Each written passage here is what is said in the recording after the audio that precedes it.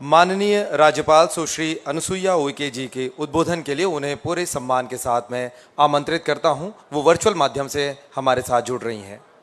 माननीय राज्यपाल महोदय। आप सभी को मेरा बहुत बहुत प्रणाम, नमस्कार और जय जोहर। छत्तीसगढ़ राज्य स्थापना दिवस के अवसर पर आयोजित राज्य अलंकरण सम्मान समारोह में उपस्थित इस प्रदेश के माननीय मुख्यमंत्री श्री भूपेश बघेल जी, छत्तीसगढ़ विधानसभा के अध्यक्ष माननीय डॉक्टर चरणदास महंत जी, वरिष्ठ मंत्री गृह मंत्री माननीय ताम्रध्वज साहू जी, माननीय श्री रविंद्र चौबे जी, माननीय श्री मोहम्मद अकबर जी, माननीय अमरजीत भगत जी, उमेश पटेल जी एवं सभी सम्मानीय मंत्री मंडल के सभी मंत्रीगण, विधायकगण, निगम मंडल के अध्यक्ष, सांसदगण, संसदीय सचिवगण, वरिष्ठ अधिकारीगण, मेरे राजभवन के सचिव श्री अमृत कुमार खलको जी, माननीय धर्म कौशिक जी जो नेता प्रतिपक्ष के हैं। आज इस कार्यक्रम में राज्य पुरस्कार प्राप्त करने वाले सभी गणमान्य एवं इस गरिमामयी कार्यक्रम को सोशल मीडिया के माध्यम से देख रहे मेरे प्रिय प्रदेशवासियों, आज छत्तीसगढ़ राज्य स्थापना दिवस के अवसर पर आयोजित राज्य अलंकरण समारोह कार्यक्रम में मुझे बहुत खुशी हो रही है। मैं सबसे पहले सभी छत्तीसगढ़ वासियों को, आप सभी को राज्य स्थापना दिवस की हार्दिक बधाई एवं शुभकामना देती हूँ। मैं इस अवसर पर दिवस के अवसर पर छत्तीसगढ़ राज्य के निर्माण के लिए पूर्व प्रधानमंत्री श्री अटल बिहारी वाजपेयी जी को स्मरण करती हूँ और उन समस्त महापुरुषों को नमन करती हूँ जिन्होंने राज्य निर्माण के संघर्ष में बहुमूल्य अपना योगदान दिया। कोरोना काल में वर्चुअल रूप से आयोजित इस समारोह में सम्मानित होने वाले विभिन्न क्षेत्रों में ख्याति प्राप्त ऐसे प्रबुद्ध जनों को मैं हार्दिक बधाई एवं शुभकामना देती हूँ और उनके उज्जवल भविष्य की भी कामना करती हूँ। आज मुझे छत्तीसगढ़ के राज्यपाल का दायित्व ग्रहण किए करीब 1.25 साल हो रहे हैं। इस अल्प समय में छत्तीसगढ़ वासियों ने मुझे इतना जल्दी आत्मसात कर लिया कि मुझे ऐसा लगता है कि मैं उनके ही परिवार की एक सदस्य हूँ। यहाँ के लोग बहुत सरल और सौम्य हैं। मैंने अभी तक छत्तीसगढ़िया सबले बढ़िया का नारा सुना था। वाकई में यह नारा यहाँ चरितार्थ होता है। यहाँ के लोगों के हृदय में इतना प्यार समाया है कि जो भी उनसे मिलता है उनका ही होकर रह जाता है।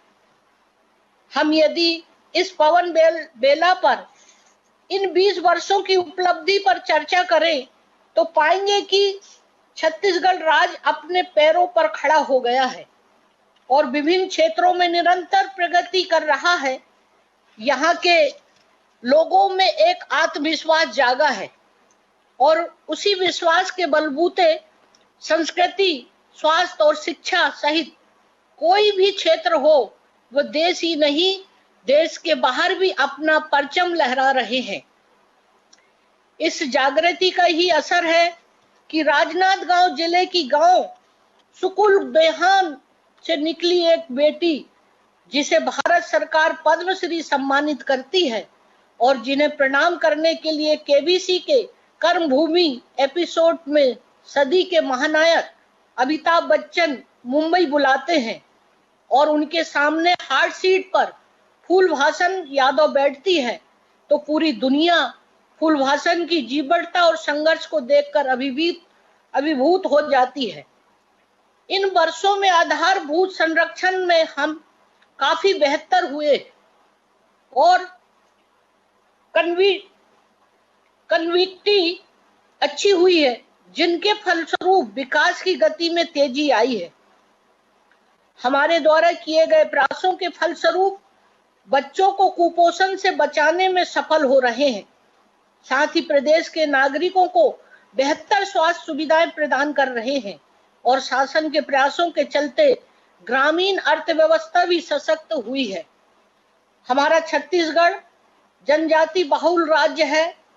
यहाँ के आदिवासी भाई बहनों के हाथों में अभूतपूर्व हुनर है और जिनकी सहायता से बेल मेटल और डोकरा शिल्प जैसी कलाकृति को आकार देते हैं।